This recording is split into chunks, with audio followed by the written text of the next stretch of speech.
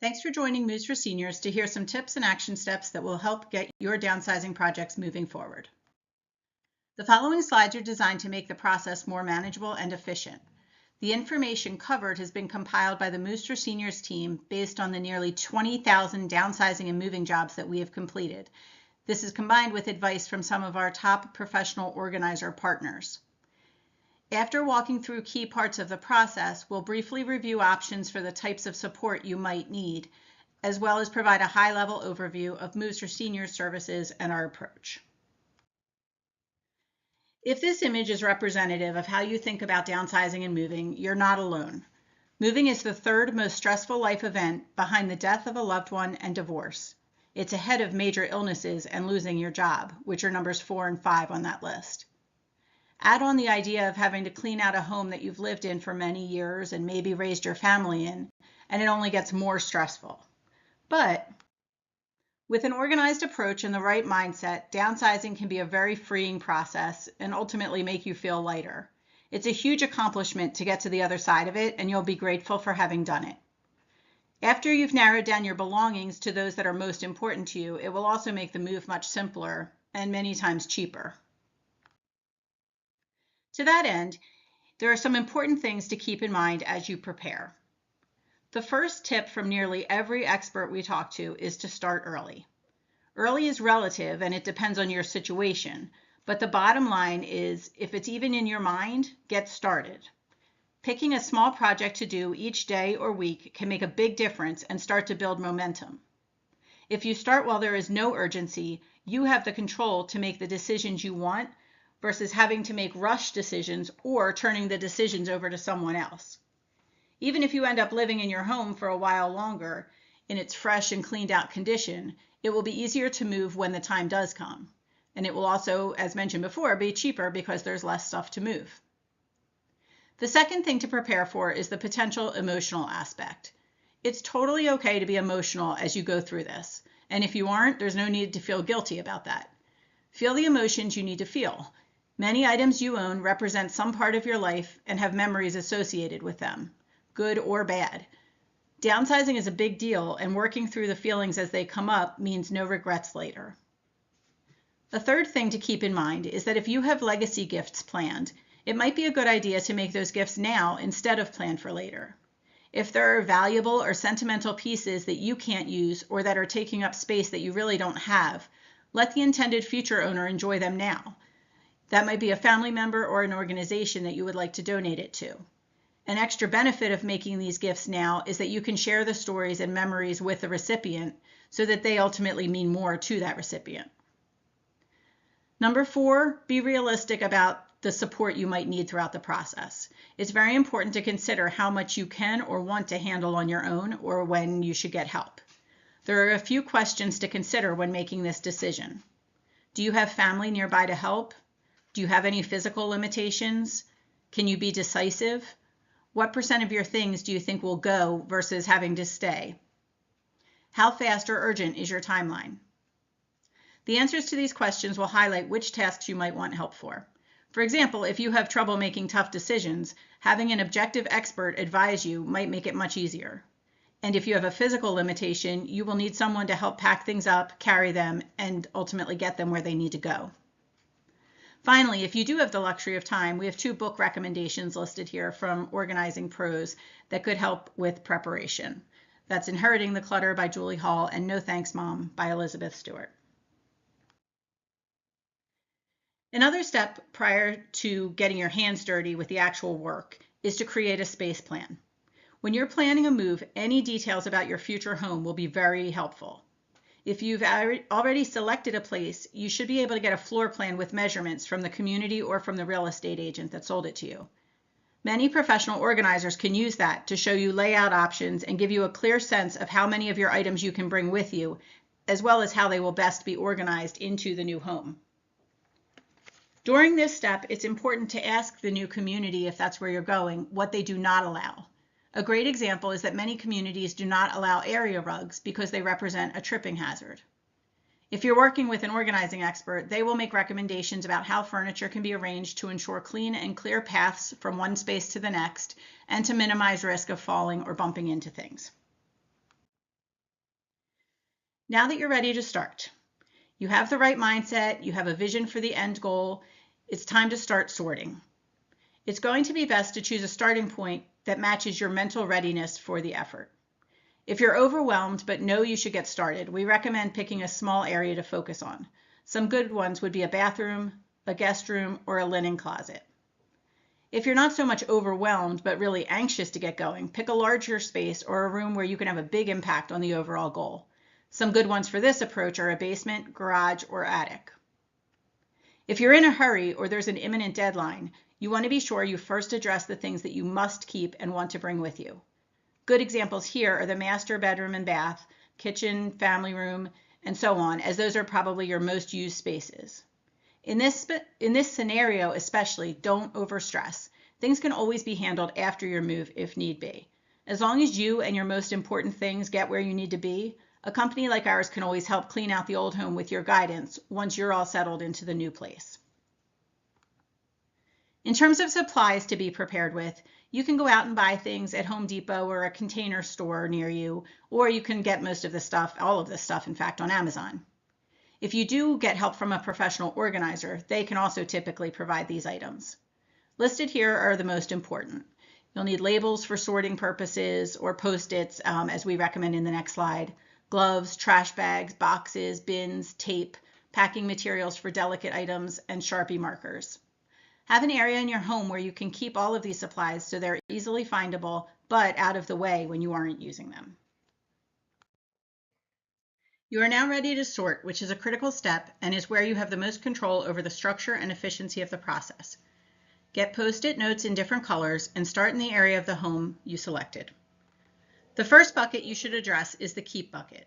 Pick a color that designates items you know you want to keep and start to mark each of them. These are your non-negotiable items, the things you love and/or use regularly. Then select another color for things that are going to be trash. None of us likes to think of our things out in a landfill, but there are certain things that really need to be discarded. These can be things that are broken, have missing parts, are really outdated, ripped, dirty, etc. The keep and the trash piles are your two extremes. Once both of those categories are marked within the space, you can focus on the remainder. Ideally, you can have the trash removed immediately to open up room. Now spend some time on what you'd like to give away. One idea is to have an open house and invite friends or family in to see what's available so they can select items that they might be able to use. If you have charities or organizations you support that could benefit from supplies or furniture that you don't need, call them to see if they will accept them as donations and if they can pick them up. Goodwill, Green Drop, Purple Heart, and Habitat for Humanity are all common recipients, but you can also be creative. Preschools or daycares might be able to use wrapping paper, tissue paper, and art supplies for craft time. Local nonprofits might be able to use desks, chairs, and office supplies. Shelters are often looking for coats and business attire for their clients as they search for jobs. Finally, take a look around at whatever else remains. Is there anything worth selling? If you have things that you don't want to keep or give away that might have some value, selling them can be a nice way to offset at least a little bit of your moving cost. But beware that putting items up for sale, depending on how many and which platform you choose, can take time and energy. Be sure that the potential payoff is worth the effort. Many people tend to assume a much higher value for items than is realistic, so you might want to get feedback from an expert before putting too much time into selling. We do have a few general tips to keep in mind as you go through the sorting process. In general, when you're deciding if it's worth keeping something, ask yourself, do I love it? Does it make me comfortable? Do I use it often? If yes to any of those questions, that item will help make your new place feel like home, so you should keep it. That includes art and decor. Which pieces are most personal and meaningful to you? Which represent your life best? Keep those. Do you really appreciate the item on a regular basis, or just when you happen to see it in the back of a closet every year or so? If it is regular that it brings you happiness, keep it. If not, don't worry about it. Remember that everything you keep means something else you can't keep, so just be sure that it's worth it. When you're deciding what to trash or to give away, keep in mind the following. Anything your community prohibits obviously has to go. If you haven't used it in at least 2 years, it should probably be discarded. If you've been hanging on to something that you don't use or appreciate just because you paid a lot for it, it can go. It's a sunk cost, it's taking up space, you might as well let someone else enjoy it. If it's an investment that's appreciating, that might be different. Many of us play the maybe someday game. Maybe someday I'll be this size, maybe someday I'll host dinner parties and cook complex dishes and serve fancy cocktails. In reality, if you've been thinking this and not doing it for a long time, it's probably not going to happen. Get rid of all the items you've been keeping for the maybes and let people who do those things currently do them better with your items. Finally, any spaces that are in your current home but not going to be in your new home can be pretty much emptied out in most cases. Even if you're staying in your home, take advantage of this process to get those spaces cleaned out for safety purposes. Here we have some tips that are specific to different rooms in your home, starting with the kitchen. If you don't have a kitchen in your new home, you obviously won't need much from your current kitchen. But either way, this is a room where people tend to accumulate way more than is needed. If you do need kitchen items in the new home, you won't need multiples, so just keep the best. For example, you don't need 10 pots and pans. Keep 1 small pot, 1 large pot, and 1 medium frying pan. That should cover all of your needs.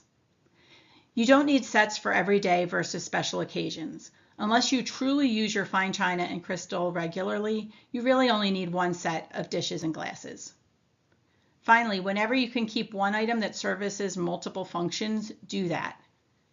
For example, 1 small appliance can handle convection baking, toasting, and air frying, so there's no need to have 3 separate appliances. In the living room or the family room, this is where a space plan really comes in handy because you'll know in advance what can fit. If you have a TV, seating is typically oriented around that and will also impact what can fit where. Don't overcrowd a room because more stuff means less space to move safely. Again, use items that can have multiple purposes. If you can store things in the TV cabinet, do that. And bookshelves are perfect for much more than books. Framed photos, special items picked up throughout your travels, etc.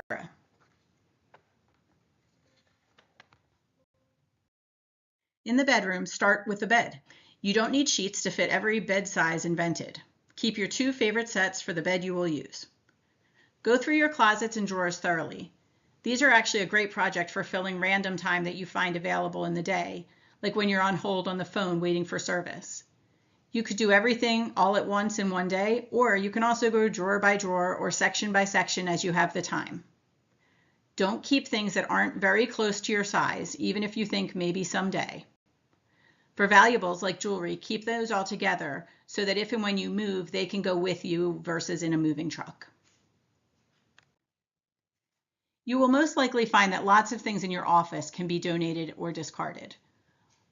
Old school and office supplies, boxes of greeting cards, address labels, bins, outdated printers, and more can often be used by small businesses, nonprofits, and shelters. Only keep what you will really need, maybe some notebooks, basic supplies, and things like that. In terms of furniture, you may be able to keep a small desk and repurpose things like a bookshelf or filing cabinets for storage or display purposes. Be sure to shred all of your personal documents that are no longer important, and then put together a few folders with your most important current documents, such as your will, your insurance, papers, banking and healthcare information, and so on. If you have a computer or other technology that is coming with you, take pictures of how it's hooked up currently, and when it's time to pack, put all those cords together in a Ziploc bag that will be packed with the computer. That way, you'll be able to look at the pictures and set them up easily on the other end. Storage spaces like your garage, basement, and attic can get very full the longer you live in your home. If you haven't used something in 1 to 2 years, donate or trash it.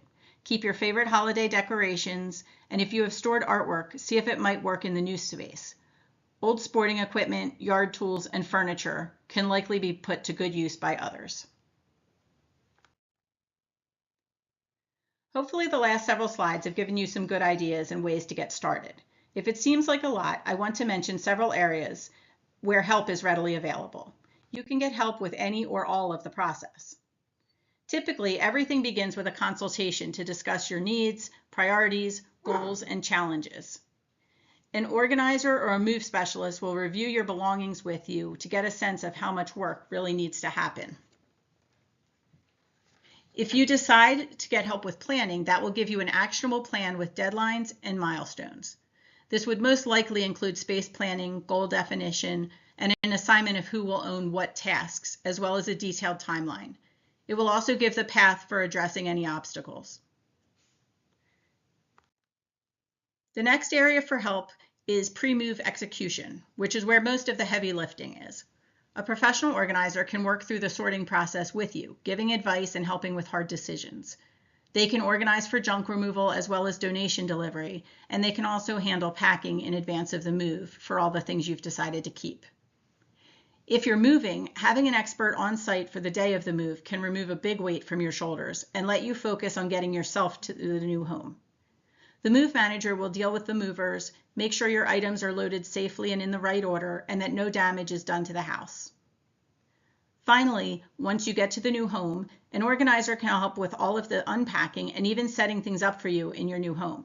That way you don't need to worry about unpacked boxes sitting around for weeks or the strain of trying to get your drawers, closets, and furniture all set up right.